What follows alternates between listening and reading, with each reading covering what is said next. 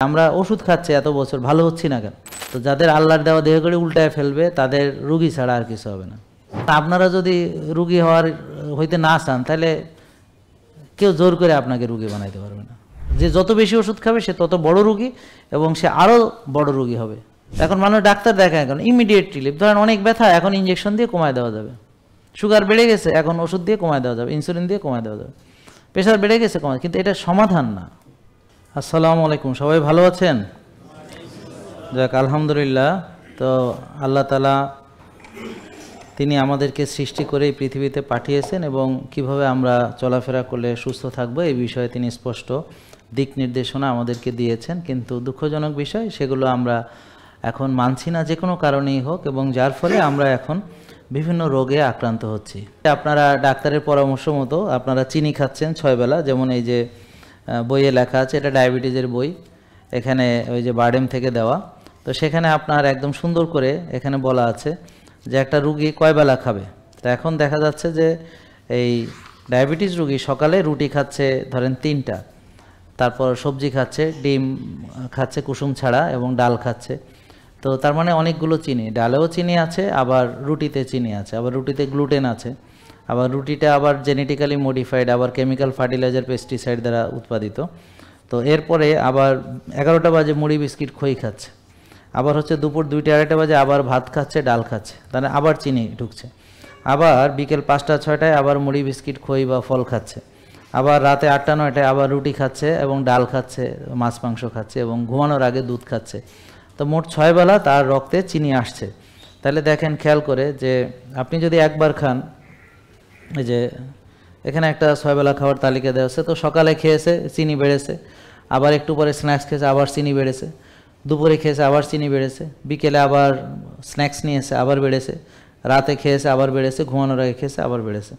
তো এইভাবে মোট 6 বার চিনি খেয়ে 6 বার করে তার রক্তে চিনি আসছে। এখন ওষুধ দিয়ে বা ইনসুলিন দিয়ে এই চিনিকে কোষের ভিতরে ঢোকানো হচ্ছে।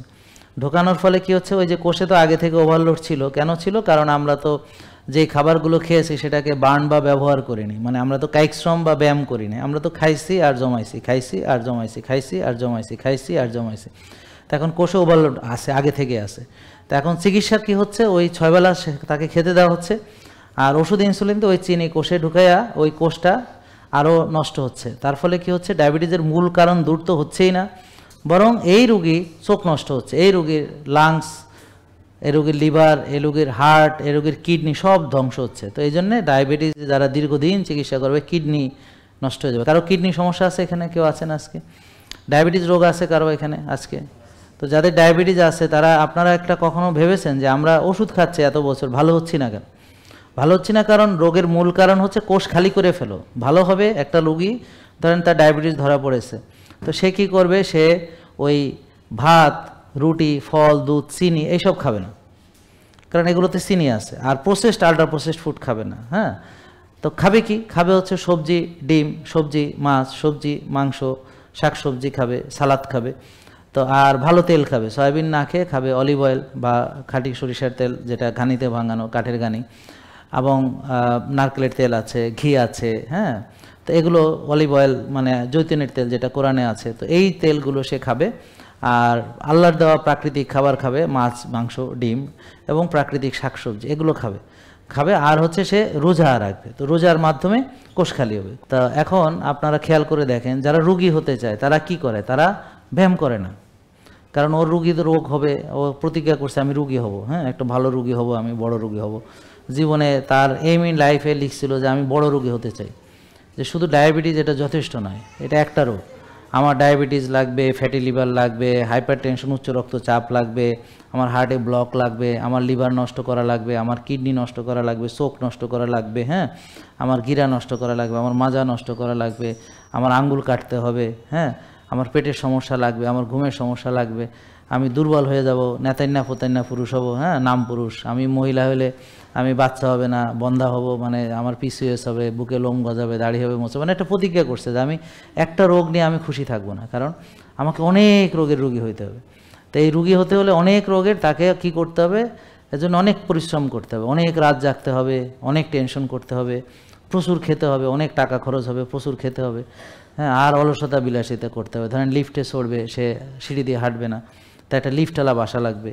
তারপরে এই ওয়াশিং মেশিন কিনতে হবে, ডিশ ওয়াশার কিনতে হবে, হ্যাঁ, এয়ার কন্ডিশন লাগবে, কয়েকটা হেল্পিং হ্যান্ড লাগবে, ওরা তার কাজ করবে আর সে তার মাজাটাকে সুন্দর যত্ন করে রেখে দিবে, কোনো মাজা যেন একটু চাপ না লাগে। তারপরে এক সময় দেখবে যে মাজা আর ঘোরে না, লড়ে না, হাঁটতে পারে না, চলতে পারে না, সব শেষ হয়ে গেছে। কারণ আল্লাহর দুনিয়ার নিয়ম একটাই, যে কোনো জিনিস ব্যবহার না করলে সেটা ধ্বংস হয়ে যাবে। যেমন ধারালো ছুরি, দা, হ্যাঁ, এগুলো আপনি ব্যবহার না করে ফেলে রাখেন, মরিচা পড়ে যাবে, জং পড়ে যাবে। হ্যাঁ, তো এইটা হচ্ছে যে বাস্তবতা। তো এখন আপনারা যারা অসুস্থ হতে চান তারা রাত জাগবেন বেশি বেশি, তারপরে বেশি বেশি উল্টাপাল্টা খাবেন। আল্লাহ বলেছেন পবিত্র কোরআনে যে তোমরা হালাল তয়েব খাও। তা হালাল তয়েব খেলে তো আর আপনি বেশি খাইতেও পারবেন না আর রুগীও হইতে পারবেন না। আপনাকে এই জন্যে হালাল তয়েব বাদ দিয়ে আপনাকে খেতে হবে এমন খাবার যেটা শরীরের জন্য অত্যন্ত ক্ষতি। যেমন ধরেন সাদা চিনি খাবেন বেশি বেশি, তারপরে ধরেন এই সাদা ভাত খাবেন, হ্যাঁ, সাদা রুটি খাবেন। এদের প্রবলেম কি? এটা হলো প্রকৃত না, এটা হলো বিকৃত। তো বিকৃত খাবার তয়েব হবে না। তয়েব হলো আল্লাহর দেওয়া প্রকৃত খাবার, অবিকৃত খাবার, যেভাবে আল্লাহ প্রকৃতিতে দিয়েছেন ঠিক সেইভাবে যেটা আছে। আর যেটাকে হাইব্রিড করা হয়েছে, কেমিক্যাল ফার্টিলাইজার, পেস্টিসাইড উৎপাদিত জমিতে আছে, হেভি মেটাল, এরপরে আবার সেটাকে রিফাইন করে ফাইবার ফেলে সেটাকে সাদা রুটি বা সাদা আটা যেটা করা হয়েছে, বা সাদা চাল বা সাদা ভাত যেটা আপনারা খাচ্ছেন, তো এগুলো হচ্ছে যে আলটিমেটলি ফাইবার টাইবার ফেলে একদম ধবধবে সাদা। তো এগুলো হচ্ছে যে আমরা প্রকৃত খাবার না, বিকৃত খাবার। শুধু বিকৃত না, এটা কেমিক্যাল মিশ্রিতও বটে। তো এই খাবারগুলো যারাই খাবে সবাই আস্তে আস্তে রোগী হবে, একদিনে হবে না, ধীরে ধীরে হবে। আপনি যদি চান যে আমি হঠাৎ করে তাড়াতাড়ি রোগী হতে চাই, ধৈর্য ধরেন, একটু সময় লাগবে। কারণ একটা সময় মানুষ অনেক চেষ্টা করে রোগী হয় না। বাচ্চারা কত দুষ্টামি করে, উল্টাপাল্টা খায়, পিজা খায়, বার্গার খায়, স্যান্ডউইচ খায়, তারপরও তারা সহজে রোগী হয় না। আস্তে আস্তে একটু চাকরি বাকরি করে, হ্যাঁ, এবার নিজে বাচ্চার বাপ হয়, তারপর ধীরে ধীরে, হ্যাঁ, তখন আর সে খেলাধুলা ছেড়ে দিছে, তখন সে অফিসে যায়, আসে, খায়, ঘুমায়, দেরি করে বাসায় ফিরে, হ্যাঁ, ভালো করে একটু অফিস থেকে দেরি করে ফিরে আসতে করে খাইয়া টাইয়া ঘুমায় পড়ে, আবার সকালে দেরি করে ওঠে, ওইটা কোনো রকম মুখে নাকে মুখে নাস্তা গুইজা দৌড়ায় যায়, আবার বাস টাস ধরে বাদুর ঝোলে অফিসে যায়, এভাবে তার জীবন চলে। এবং সে একসময় আবিষ্কার করে তার ডায়াবেটিস হয়েছে। সারা পৃথিবীর মানুষই চাইলে সুস্থ থাকতে পারবে। সেই সুস্থ থাকার জন্য তার দরকার হচ্ছে সঠিক আল্লাহর দেওয়া প্রকৃত লাইফস্টাইল, যেইটা আল্লাহ বলেই দিয়েছেন পবিত্র কোরআনে, হালাল তয়েব খাও। তারপর আমরা রাসূল সাল্লাল্লাহু আলাইহি ওয়াসাল্লামের হাদিসে এক ভাগ খাও, এক ভাগ পানি খাও, এক ভাগ ফাঁকা রাখো, তারপর ক্ষুধা লাগলে খাও, ক্ষুধা থাকতে থাকতে খাওয়া শেষ করো, অপচয় করিও না। হ্যাঁ, রাসূল সাল্লাল্লাহু আলাইহি ওয়াসাল্লাম বলেছেন মানুষ তার একটা পাত্র খুব খারাপভাবে পূর্ণ করে, সেটা হচ্ছে তার পেট, বাজেভাবে পূর্ণ করে, সেটা হলো তার পেট। এই পেট থেকে 80% রোগ তৈরি হয়। তো এই পেটে আপনি যত বাজে খাবার ঢুকাবেন এটা আপনার জন্য ভালো না। তো যাদের আল্লাহর দেওয়া দেহগুলি উল্টায় ফেলবে তাদের রুগী ছাড়া আর কিছু হবে না।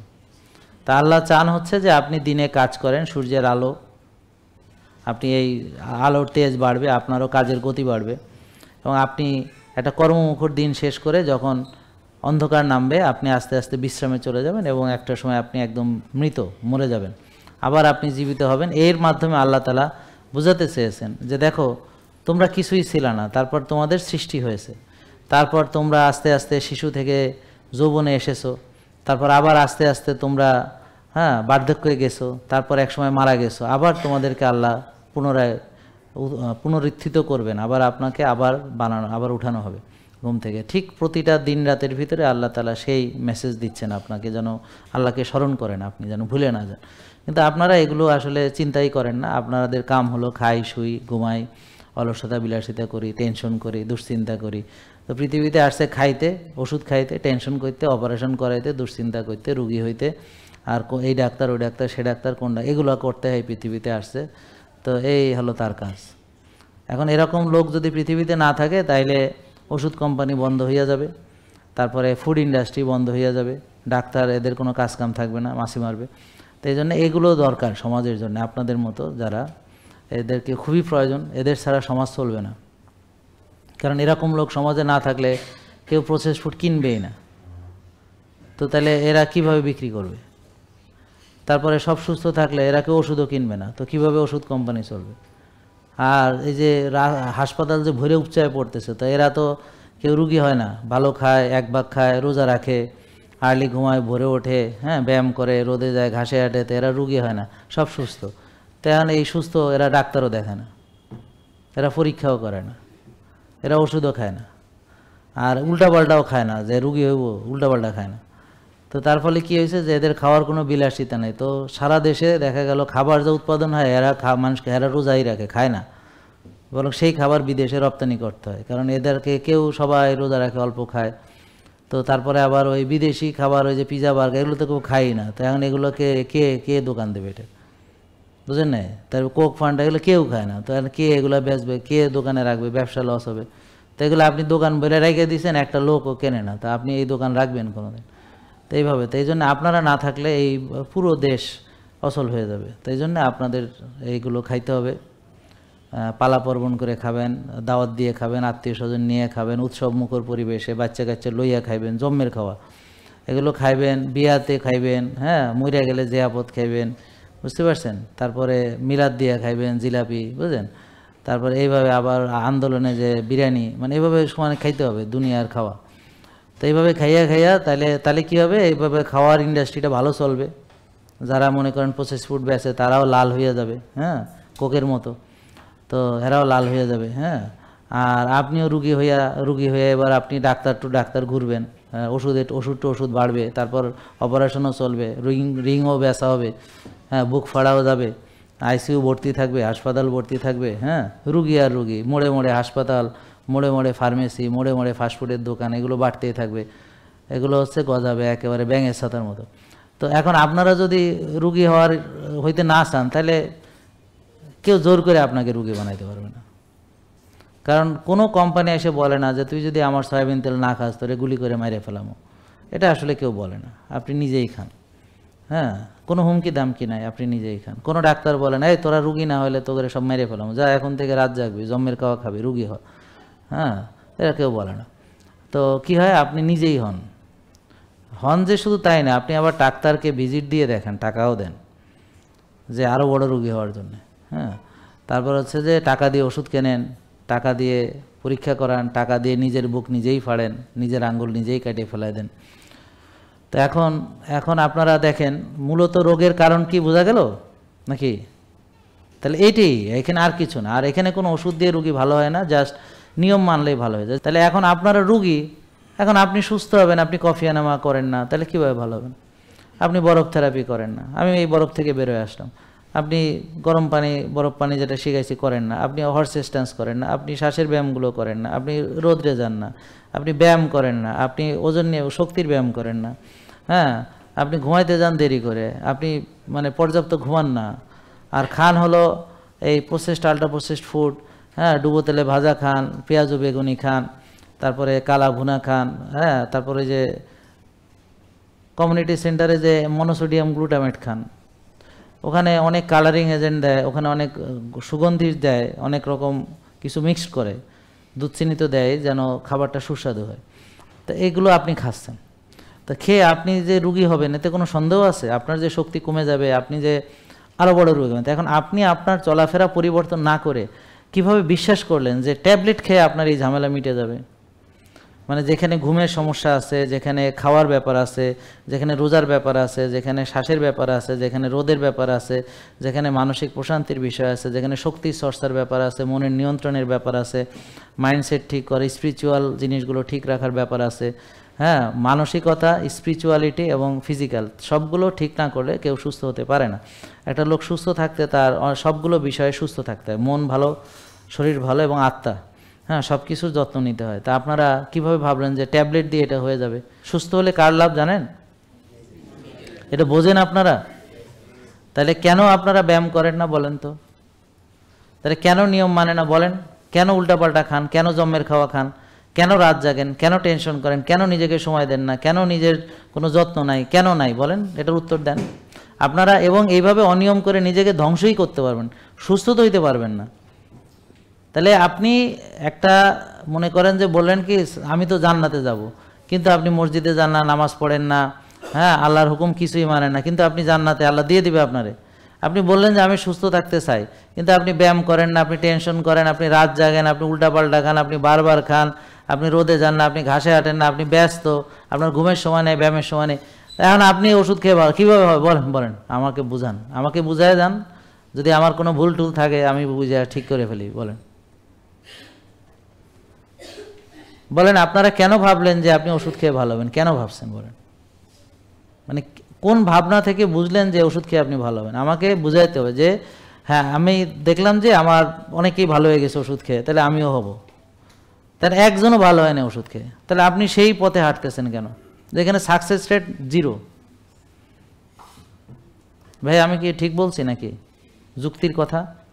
মানে আপনি এমন একটা জায়গায় গেলেন সাকসেস 0 সাকসেস, একজনও ভালো হয়নি, ঠিক আছে? আর আমাদের তো বললাম লাখ লাখ ভালো হচ্ছে, যারা মানবে তারা ভালো হবে, না মানলে ভালো হবে না, মাইনে ছেড়ে দিলে আবার নষ্ট হয়ে যাবে। কারণ এটা তো আর কোনো ফিক্সড কিছু না যে হ্যাঁ কয়দিন মানছে এখন ওজন কমছে আবার অনিয়ম শুরু করছে তো আবার ওজন বাড়বে। এটা তো একেবারে ছোটো বাচ্চাও বুঝে যে মাথায় বাড়ি দিলে মাথা ফেটে যাবে, বুঝলেন না? এখন আপনি যদি আবার ওই যে বেশি খান, আবার যদি ব্যায়াম ছেড়ে দেন, আবার যদি দেরি করে ঘুমান, তো সমস্যা আবার ফেরত আসবে। এটা তো ফিক্সড কিছু না যে আপনি নিয়ম মানেন, যতদিন মানবেন ঠিক কতদিন, ছেড়ে দিলে আবার আপনি অনিয়মের মধ্যে চলে যাবেন নাকি? অনেকে ভেবেছে এখানে আসছে, বুঝছো, আসার পরে ও ডায়াবেটিস ভালো হয়ে গেছে, খুশির চোটে আবার শয়তানি শুরু করছে আগেরটা আর কি। তার মানে ভাবছে যে আমার তো রোগ ভালো হয়ে গেছে, এখন তো আমি আবার শয়তানিগুলো করতে পারবো। বুঝেই নাই যে নিয়ম যেই মা ছেড়ে দেবে সে আবার রোগী হবে। এইটা সোজা হিসাব যে নিয়মে আছে ভালো, নিয়ম ছেড়ে দেবে। কারণ আপনি যতদিন আল্লাহর হুকুম মানবেন আল্লাহ আপনাকে খুশি, আর যেদিনই আল্লাহর হুকুম অমান্য শুরু করবেন, বুঝলেন না? এখন ধরেন আপনি রেগুলার নামাজ পড়েন, তো হঠাৎ করে কি হয়েছে, মরার আগে ভাবছেন দূর এত বছর নামাজ পড়লাম এখন আর বাদ ছেড়ে দিলাম, তো তাহলে আর কি হবে যদি এখন বেনামাজ হিসেবে মারা যান? তো তাহলে আপনাকে যদি জান্নাতে যাইতে হয় তাহলে তো আপনি এখন থেকে আজকে থেকে শুরু করে একদম মরা পর্যন্ত নামাজ পড়তে হবে নাকি ভাই? এখন যদি আপনি না পড়েন তাহলে কি আপনি জান্নাতে যেতে পারবেন? পারবেন না। তো তাহলে এখন ধরেন আপনি নামাজ পড়েন, সব করেন, কিন্তু একটা গোপন অন্যায় করেন, খুব একটা ঘৃণিত অপরাধ করেন, হ্যাঁ, কিন্তু আপনি নামাজি, আপনি মসজিদে যান, কপালে দাগ ফেলাইছেন, দাড়ি টুপি আছে, বড় বড় মানে লম্বা লম্বা জামা আছে, কিন্তু ভিতরে একটা শয়তানিটা করেন, হ্যাঁ, যেটা কেউ জানে না, আল্লাহ জানে। তাহলে কি আশা করা যায়? জান্নাত নাকি জাহান্নাম? বুঝেন না কথা? কারণ ওই দোজখে যাওয়ার জন্য একটা ভালো অন্যায় কন্টিনিউ করাই যথেষ্ট। ধরেন আপনি চুগলখুরি করেন সবসময় মনে করেন, বা আপনি গীবত করা ছাড়া কথাই বলেন না, ভাবি কি হয়েছে, ভাবি অমকে ওই হয়েছে সেই হয়েছে, মানে মানুষের বদনাম, এছাড়া আপনার মনে করেন বা পেটের ভাত হজম হয় না। আর অনেকে বুঝে না, অনেক মহিলারে বলে যে আরে এটাকে আমি, এটা কেমনি গীবত হয়, হ্যার ভিতরে এই দোষ নাই নাকি, হ্যাঁ তো আছে দেখে আমি বলছি, এটার নামে গীবত। মানে তার দোষ আছে, তার পিছে বলাটা গীবত, আর দোষ নাই এটা তো অপবাদ, এটা তো মিথ্যা রটনা, মিথ্যা আরোপ, সেটা তো ভয়ঙ্কর, আরো মহাভয়ঙ্কর। তো হ্যাঁ মনে করেন সব ভালো, ওজনে কম দেয়, বা জমির আইল ঠেলে, বুঝতে পারছেন, বা অবৈধ পথে ইনকাম করে, বা অবৈধ সম্পর্ক আছে, বুঝতে পারছেন? কেউ জানে না, আল্লাহ তো জানে। তা এখন এরা মানে যতই মানে ইয়া হোক, মানে তার মানে ঠিক একই রকম রোগী হওয়ার জন্যে যে কোনো একটা অনিয়মই যথেষ্ট। ধরেন আপনি খাবার ঠিক মতো খান কিন্তু ব্যায়াম করেন না, অথবা রাত জাগেন, অথবা টেনশন করেন, যে কোনো একটা রোগী হওয়ার জন্য যথেষ্ট। আর যার একত্রিতভাবে যে বেশি খায়, বারবার খায়, নষ্ট খাবার খায়, প্রসেসড খায়, আল্ট্রা প্রসেসড ফুড খায়, এবং ব্যায়াম করি না, এবং রাত জাগে, এবং অলসতা করি, এবং টেনশন করি, এবং মানে রোদে যায় না, ঘাসে হাঁটে না, এবং ব্যতিব্যস্ত থাকে, মানে সব তার আছে, তাহলে তাড়াতাড়ি হবে। এবং বেশি বেশি ওষুধ খায়, যে যত বেশি ওষুধ খাবে সে তত বড় রোগী, এবং সে আরও বড় রোগী হবে, আরও বেশি ওষুধ খাবে সে, মানে যত দিন যাবে। এখন মানুষ ডাক্তার দেখায় এখন ইমিডিয়েট রিলিফ, ধরেন অনেক ব্যথা এখন ইঞ্জেকশন দিয়ে কমায় দেওয়া যাবে, সুগার বেড়ে গেছে এখন ওষুধ দিয়ে কমায় দেওয়া যাবে, ইনসুলিন দিয়ে কমায় দেওয়া যাবে, প্রেশার বেড়ে গেছে কমায়, কিন্তু এটা সমাধান না। এখন আপনার হার্টে ব্লক হয়ে গেছে তো কাইটে আর একটা লাইন করে দেবে বা রিং ঢুকায় দেবে, এটা তো মূল কারণ তো এটা না, এটা তো হলো সাময়িকভাবে ওখান থেকে তাকে সমাধান করে দেওয়া, বুঝতে পারছেন? কিন্তু এটা তো রোগের মূল কারণ তো দূর করা হলো না। তাহলে ডাক্তার দেখায় কেন? ইমিডিয়েট রিলিফের জন্য, যে আঙ্গুল পুষে গেছে কেটে ফেলে দেবে, এই জন্য ডাক্তার লাগবে। কিন্তু পচলো কেন? ডায়াবেটিস হয়েছে, সে চিনি বাড়ছে, ওষুধ খেয়ে চিনি খাও, এখন চিনি বাড়লো কেন, কি কারণে বাড়লো? আর সবার বাড়ে না কেন? কার বাড়ে, কার বেশি বাড়ে? আর এখন তো দিবালোকের মতো স্পষ্ট যে যারা মানতেছে তাদের নাই সুগার নর্মাল, আর যারা মানে না তারা রুগী। সিম্পল, এটা তো এখন একদম সহজ। আগে মানুষ 1000 বছর বাঁচত, তাই না? এখন না মানুষ 100 বছরও বাঁচতে পারে না, সেটা আলাদা কথা। তাহলে আপনাকে আল্লাহ তাআলা 1000 বছর বাঁচার মতো কোষ দিয়েছেন, সেল। আর আপনারা যদি মনে করেন 60-70 বছর এটা নষ্ট হয়ে যাবে, এটা ঠিক না। আসলে এটা আসলে আমাদের খাওয়া দাওয়া ঠিক নেই বলে, আমাদের চলাফেরা ঠিক নেই বলে। এখনও জাপানে 2টো জায়গা আছে যেখানে গড় আয়ু 100-র বেশি, ওখানে 85 বছর একটা লোক মারা গেলে অকাল মৃত্যু। পাকিস্তানে একটা আছে পাহাড়ের উপরে অনেক উঁচায়, ওখানে যদি কেউ মারা যায় 90 বছরে, মনে করে এটা ছোট মানুষ মরে গেছে, কারণ ওখানে বেশিরভাগ লোকই 100-র উপরে হায়াত, সবাই 150 বছরে মরে কেউ, হ্যাঁ 160 বছরে মরে কেউ, বুঝতে পারছেন? তো এরকম। তো ওখানে যদি কেউ তাহলে অর্ধেক বয়সে মরে গেল, 80 মানে অর্ধেক বয়সে মরে গেছে। এখন আপনার গড়ায়ও যদি হয় 60, তাহলে আপনি 30 বছরে মারা গেলে অর্ধেক বয়সে মরছেন, তাই না? তাই আমার একটা 30 বছরে মারা গেলে আপনি যেমন আহারে ছেলেটা আফসোস মনে করে না, যে আহারে মরে গেল, মনে হয় যে এমন ভাব যে মৃত্যু হের হাতে। এটা তো আল্লাহর হাতে, আল্লাহ মন চাইছে লই গেছে সেটা। কিন্তু যাই হোক, আপনারা অনেক আফসোস করেন। এখন এটা তো বলাই যায় না, ইসলাম এটা বলা উচিত না যে হ্যাঁ অকালে মারা গেছে, কারণ কি অকালে কেউ মরে না, আজরাইল এসে নিয়ে যায়। তারপর আমরা সামাজিক বলি কথায় কথা, হ্যাঁ। তো সব কথা ধরলে তো আপনি কেউ জান্নাতে যাবে না, সব জাহান্নামে যাবে। কারণ আমরা কথায় কথায় শিরক করি, বুঝি না আর কি, না বুঝে বলি। হ্যাঁ, যেমন আমি ওজন কমাইছি, এই কথা বলাও শিরক। তুমি কমাও নাই, তুমি চেষ্টা করছো, আল্লাহ তোমার সাহায্য করছে, কথা বুঝতে পারছেন? কিন্তু আমাদের বলার ভিতরে ভুল হয় অনেক সময়। হ্যাঁ, তো এখন কথা হলো যে যাক আল্লাহ ক্ষমা করবেন, তিনি ক্ষমাশীল, দয়ালু, মেহেরবান বলে আমরা বেঁচে যাব।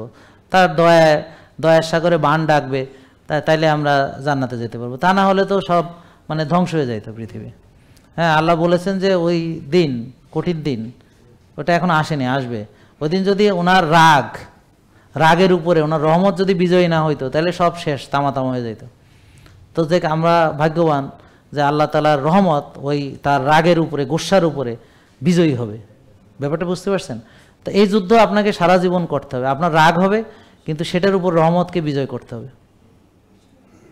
আমি কি বোঝাতে পারছি? মানে এই যুদ্ধ আমাদের করতে হবে। তো এই যুদ্ধে যে জিতবে সে আল্লাহর প্রিয় পাত্র হবে, আর যে হেরে যাবে সে শয়তানের দখলে চলে যাবে, শয়তান তাকে দখল করে নেবে। স্বামী স্ত্রীর ভিতর ঝগড়া বাঁধায় শয়তান এদেরকে দখল করে নেবে। বুঝতে পারছেন? তো এবার ক্লিয়ার হলো। তাহলে মোটামুটি আমাদের ঘুমের ব্যাপারটা জরুরি, আর্লি ঘুমাতে হবে, 8 ঘন্টা ঘুমাতে হবে। কিভাবে ঘুমাতে যাব সেটা আমরা শিখলাম, কিভাবে রোজা আস্তে আস্তে কিভাবে ফাস্টিং ঢুকবো শিখলাম, কিভাবে ধীরে ধীরে ব্যায়াম করব শিখলাম, কিভাবে আস্তে আস্তে কফিয়ানামা করব, শ্বাসের ব্যায়াম করব, রোদে যাব, ঘাসে হাঁটবো, এবং এগুলোর আলাদা ব্যাপক আমাদের উপকার কোনটাকে আমরা বর্ণনা করেছি। তাহলে এবার বুঝলেন ইনশাল্লাহ। তা এগুলো সবই হচ্ছে আল্লাহ যেভাবে বলেছেন। আমি এটা বানাইনি ভাই, এটা আমি কোরআন হাদিস রিসার্চ করেছি, আমি বিজ্ঞান নিয়ে গবেষণা করেছি। আমি দেখলাম যে আমার পূর্বপুরুষরা যেভাবে চলেছেন, হ্যাঁ, তারা 12-14 ঘন্টা কাজ করেছেন, দুবেলা খেয়েছেন, নিজের উৎপাদিত ফসল থেকে খেয়েছেন, হ্যাঁ, তারপর আর্লি ঘুমাইছেন, ভোরে উঠছেন, রোদে পুষছেন, বৃষ্টিতে ভিজছেন, তাদের এই সমস্যা ছিল না। এখনও ওরকম যারা আছে তাদের এই সমস্যা নেই। আর আমরা যারা উল্টাপাল্টা খাইতেছি, উল্টাপাল্টা চলতেছি, আমাদের এই সমস্যা আছে, কারণ আমরা উল্টা চলছি বলে আল্লাহ আমাদের উপরে একটা রোগ চাপাই দিচ্ছে। বুঝতে পারছেন? তো এখন আমরা সঠিকভাবে চলবো, এবং এটা কোনো বিকল্প নয়। There is no other way. আমার কথা বুঝতে পারছেন? এটা আপনি বাধ্য এটা করতে, আপনার কোনো ওয়ে নাই। যে কোনো লোক যদি বলে স্যার আমি এটা মানতে পারি না, আমার তো আপনি করবেনটা কি? এটা মানা ছাড়া আপনার কোনো কায়দা নেই, এইটাই আপনাকে মানতে হবে। না মানলে আপনি রুগী তো হবেনই, গুনাহগার হবেন তার আগে, যে আপনি আল্লাহর আইনকে অস্বীকার করলেন, আল্লাহর নিয়মকে। অনেকে বলে প্রাকৃতিক নিয়ম, এই প্রকৃতি তো আল্লাহর তৈরি, হ্যাঁ, তো প্রকৃতিকে অস্বীকার করলেন, প্রকৃত অবস্থা থেকে বিকৃত অবস্থায় আসলেন। কেন? প্রকৃতিকে অস্বীকার করার কারণে দেহগড়ি যেভাবে চলার কথা উল্টা চলছেন বলে আপনার এ হয়েছে। ব্যাপারটা বুঝতে পারছেন? যদি সঠিকভাবে আপনি চলতেন তাহলে এটা হতো না, হওয়ার কথা ছিল না। দেখেন আমার কথা বিবেচনা করে, এবং আস্তে আস্তে পর্যায়ক্রমে ধীরে ধীরে আপনারা সুস্থতার পথে চলে আসবেন ইনশাল্লাহ। ঠিক আছে? আল্লাহ সবাইকে কবুল করুক। আসসালামু আলাইকুম ওয়া রাহমাতুল্লাহি ওয়া বারাকাতুহু। জেকে লাইফস্টাইল, ওষুধ মুক্ত সুস্থ জীবন।